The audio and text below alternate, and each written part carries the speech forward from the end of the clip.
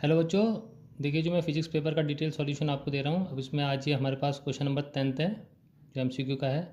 इसमें क्वेश्चन में गिवन है the kinetic energy of a charge particle increase to 4 times of its initial value. Means kinetic energy को हमने 4 गुना बढ़ा दिया है, 4 टाइम्स बढ़ा दिया है। The de Broglie wavelength associated with the particle. अब इन्होंने ये ऑप्शन दे रखे थे। पहला ऑप्शन है इंक्रीज बाय 100%, या इंक्रीज बाय 50%, या है डिक्रीज बाय 25% ऑफ इस इनिशियल वैल्यू, या डिक्रीज बाय 50%। अब इसमें से कौन सा आंसर आएगा कि मीन्स इंक्रीज हो रहा है, डिक्रीज हो रहा है। अब इसको हम डिस्कस करते हैं। अब हमें पता है कि डी ब्रॉगली वेवलेंथ का जो फॉर्मूला होता है lambda equals to h upon m v. H आपको पता है प्लैंक कांस्टेंट होता है, m is mass, v is velocity. तो हम इसको lambda equals to h upon p भी लिख सकते हैं, क्योंकि मास इंटू वेलोसिटी क्या होता है, लीनियर मोमेंटम होता है। अब देखिए, काइनेटिक एनर्जी का रिलेशन होता है मोमेंटम के साथ। Kinetic energy equals to p square by 2m।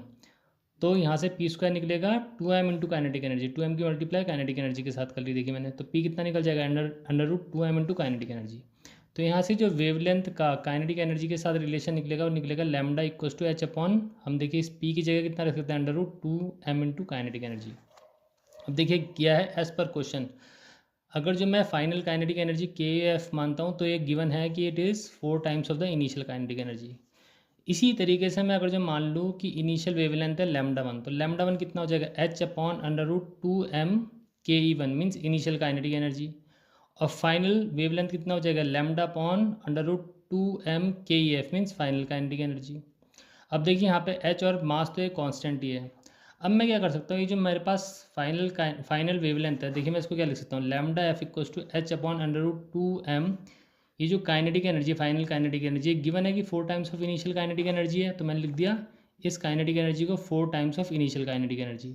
अब देखिए जो 4 है इसको मैं रूट से बाहर लिख लूँगा, ये आ जाएगा 2। अब बाकी जो टर्म है under root 2m into K E आई। तो देखिए ये जो इतनी टर्म बनेगी, lambda upon h upon under root 2m into K E आई, ये किसकी बराबर है, ये है इनिशियल वेवलेंथ की बराबर।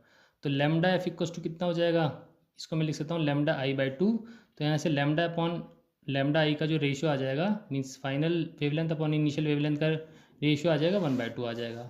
अब जो परसेंट है, अब सीधी सी बात है, देखिए यहाँ पे फाइनल जो वेवलेंथ है वो इनिशियल वेवलेंथ की आधी रहेगी, यानी कि वेवलेंथ डिक्रीज कर रही है। तो परसेंटेज डिक्रीज इन वेवलेंथ का फॉर्मूला हो जाएगा by initial wavelength minus final wavelength upon initial wavelength into 100%। या मैं इसको ऐसे भी लिख सकता हूँ 1 minus lambda F upon lambda I into 100%। तो 1 माइनस, देखिए lambda F upon lambda I कितना निकल गया था मेरा 1/2।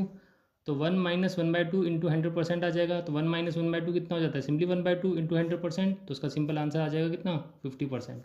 तो जो डिक्रीज इन वेवलेंथ हो जाएगी